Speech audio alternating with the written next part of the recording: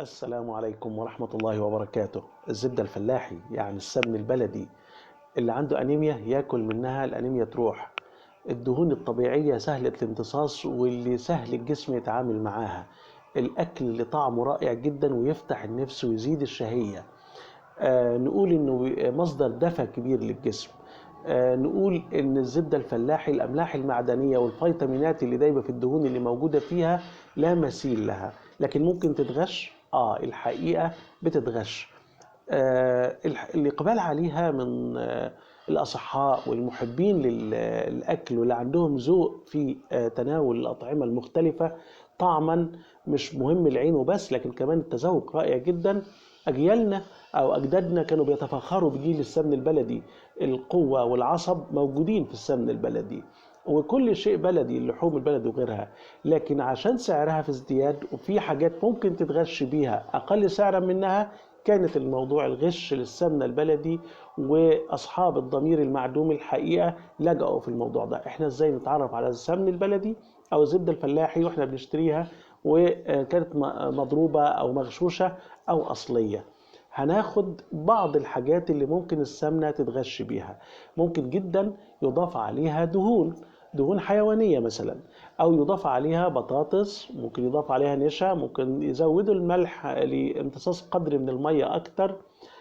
ممكن جدا الدقيق يبقى من وسائل غش الزبدة البلدي. الحاجات الكتير دي ممكن تغلف بعد اضافتها ببعض الاطعم ريحه السمنه البلدي اللي احنا بنقول عليها، اللي بيجيبوها للكعك ويبقى باين انها سمنه بلدي، لكن ده مش حقيقي. تعالوا نمسك مع بعض كده واحده واحده ونعرف ازاي الزبده ممكن تتغش واعرفها.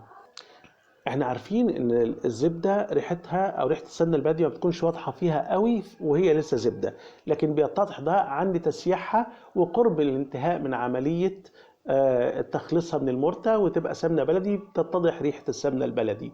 يبقى أنا لو جيت أعمل عملية تسييح للزبدة دي ولقيت إن ريحتها بسرعة طلعت، أعرف إن دي ريحة السمنة البلدي، النكهة الصناعية اللي اتضافت على المكون اللي قدامي ده فادتني الريحة بسرعة، وأعرف إن المركب ده مغشوش بحاجات كتير، مخلوطة بدهون حيوانية وعليها نكهات صناعية.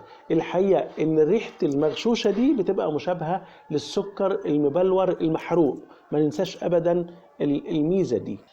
لو غشينا الزبدة بسمن نباتي، الحقيقة ان الزبدة البلدي سريعة الذوبان، بمجرد ما اجيب قطعة صغيرة منها احطها على النار بلاقيها بتذوب بسرعة. طيب لو سمن نباتي هتسيح بس بدرجة أقل أو بطيئة عن الزبد الفلاحي. ليه؟ لأن نقطة انصهار السمن الصناعي أعلى من نقطة انصهار الزبد البلدي.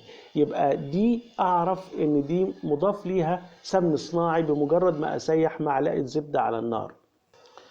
اللي بعد كده ممكن يغشوا الزبدة البلدي بالدقيق أو نشا أو بطاطس مسلوقة، وتبقى الكورة من بره زبدة لكن جواها المركبات الغريبة دي.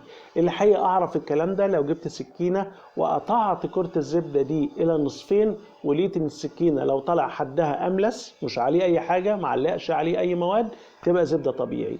طب لو علق عليها أي تكتلات، الحقيقة يبقى موجودة حاجة من الحاجات دي. الحاجة اللي بعد كده، ملمس الزبدة البلدي ناعم جدا بيتفرد بسهولة، لكن الحاجات التانية ما بتتفردش وبيبقى معروف قوي لو مسكت الملمس ده. يبقى انا اخد قطعة من نص قرص الزبدة واحاول اشوف ملمسه بايديا وبصوابعي، وهعرف بخاصية اللمس دي ان كانت زبدة فلاحي او عليها خليط تاني مش زبدة. لو أضافوا للسمنة أو للزبدة البلدي لبن بودر أو لبن بودرة لأنه أوفر في السعر، الحقيقة بمجرد ما أجيب معلقة من الزبدة دي أو قطعة منها وأسيحها على النار هلاقي فيه بوادر احتراق قبل ما تستوي الجزء اللي موجود في المعلقة ده، وبالتالي أعرف إن الاحتراق ده معناه إن في لبن بودر أو مركب زي الدقيق أو نشا موجودين في الكوكتيل ده أو في المركب ده. اخر حاجة نتكلم عليها ان انا ممكن اغش الزبدة دي بملح عالي. ليه؟ ممكن تبقى الزبدة اللي عندي او القشطة اللي عندي كانت مزنخة وفاسدة، وبعد كده عملتها يعني سمنة وضفت عليها كم من الملح الكتير عشان يغير طعمها قدر الامكان. انا لو اخدت جزء من الزبده دي وحطيتها في بقي قبل ما اسيحها هعرف ان كان طعمها طبيعي او في زناخه او كميه الملح اللي عليه شديده او حتى طعمها مر. كل ده هيبان واعرف منها ان الزبده دي كانت فاسده لانها محتفظه بكميه رطوبه قد تنمو عليها فطريات وكائنات حيه مختلفه.